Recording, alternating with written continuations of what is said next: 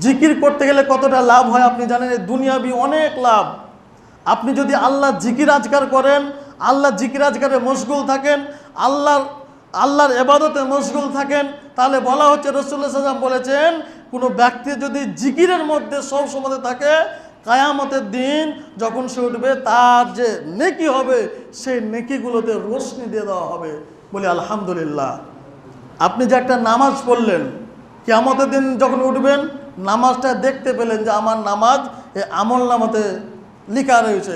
কিন্তু তার পাশাপাশি যদি আপনি জিকির আজকারে ব্যতিব্যস্ত থাকেন, তো ওই আমল নামাটা কিয়ামতের ময়দানে ঝকঝক করে জ্বলতে থাকবে। আরবে বলে আলহামদুলিল্লাহ। তাহলে জিকিরের ফজিলত কতটা রয়েছে। জিকির করলে শয়তান আপনার কাছে আসতে পারে না। আপনি যখন সব সময় জিকির আজকারে আল্লাহ তাসবিহ তাহমিদের মধ্যে সর্বসমাধি থাকবেন, তখন আপনার কাছ থেকে শয়তান দূরে পালাবে, আপনার কাছে আর আসবে না।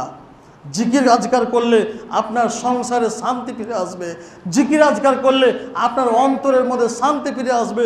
জিকির আজকার করলে আপনার কিনা রুজি রোজগারে বরকত আসবে। কতটা লাভ আছে জানেন জিকির আজকার করলে?